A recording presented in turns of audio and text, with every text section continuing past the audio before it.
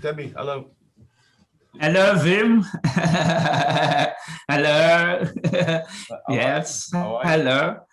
How are I'm you? okay. I'm okay. Thank you. Uh, Yes. Yes. where are you now?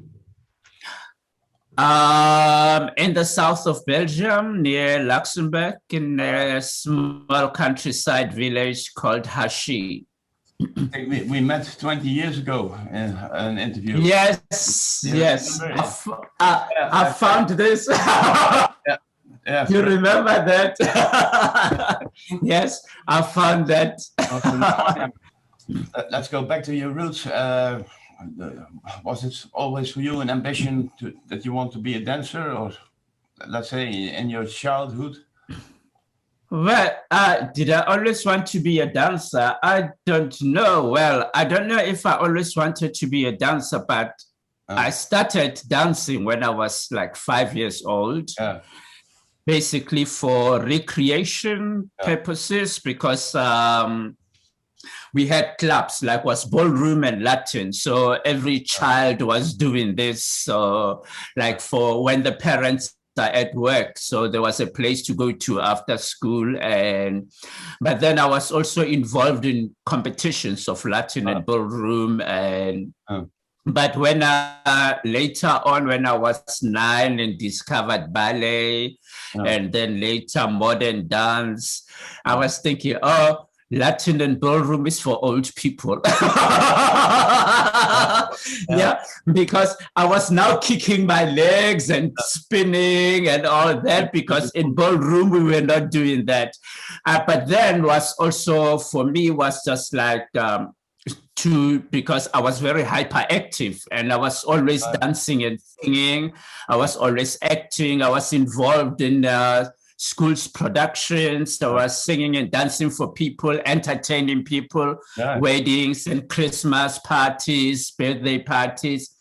So if I had known that with that kind of talent, you can make money, then I could have been a millionaire. If I lived in America, maybe I could have been, but my talents were abused. So nobody said, oh, you good, yeah, you can make millionaires. But I was like, what do you do with dance? Why do you want to act? You don't go to school for that. But well, my first career as young, I wanted to be a doctor. And then I wanted to be a medical doctor, and then also I wanted to be a psychologist. Well, I wanted to be many things. I also wanted to be, I remember wanted to be a radiologist at some stage of my life. Yes. And, but at the same time, I was always attending art school. I was studying drama, I was studying dance. But then I got more and more into drama, and then I wanted to be an actor at the same time. So I had this whole thing. I remember I was told that I was too young. I should go and grow first because I cannot mix medicine and acting. Since the apartheid system is trying to keep us silent, so my other way of fighting against that system is through dancing and expressing what I want to say. What we are not allowed to say, then I can say it through dance and they will not arrest me. So, so then the call of dance was coming. So I started to have both dance and theater. And so eventually I decided, okay, this is where I want to be. So after I finished my honors, my medical honors at university, I went to study theater professionally and dance professionally. So then I focused on that. Yeah.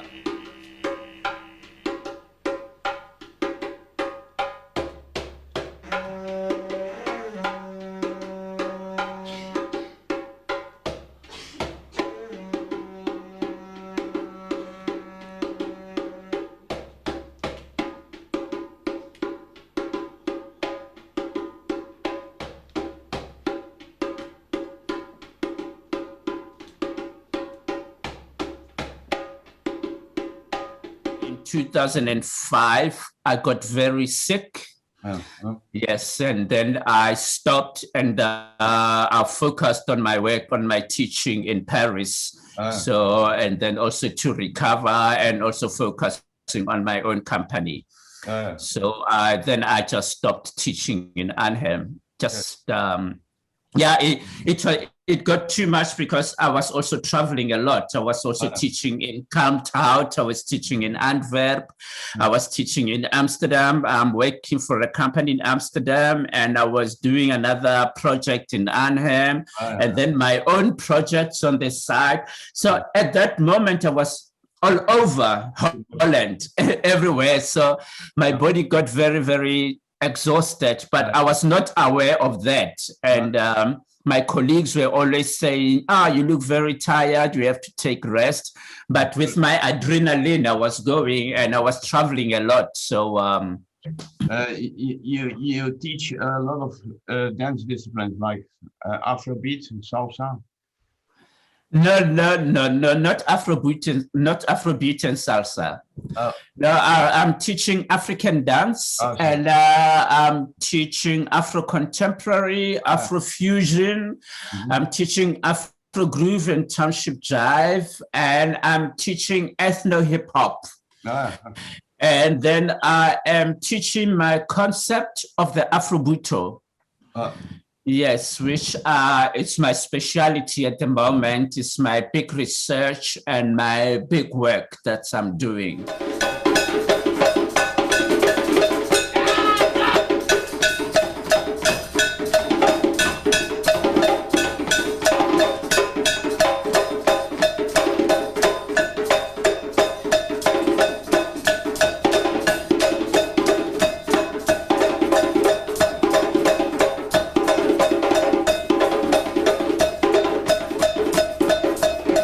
So I must say that South African music is actually giving a lot of deep energy and joy and freedom.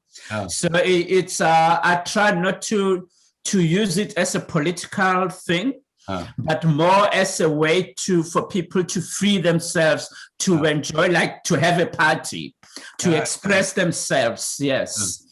Yeah, so I use that for Afro groove, and then for African dance, I use different kinds of African music from different parts of Africa.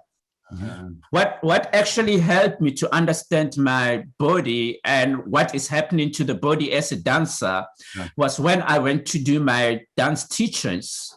Because I had to know about physiology, what happens when you move your arm, which muscles are working. So you had to know these things. But also I got deeper into understanding myself as a dancer when I went to the EDDC, actually. I always say it's like I left South Africa to come to Europe to find my own identity.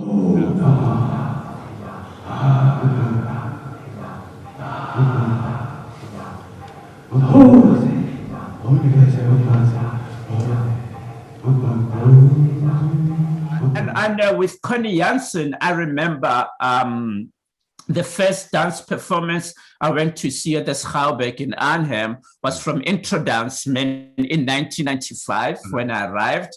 And it was a piece from Connie Janssen, and I was just like, wow, I want to dance in that company. I saw myself being part of that company because they moved the way, like from the company I worked for and many companies. And I was thinking like, wow, when I do this.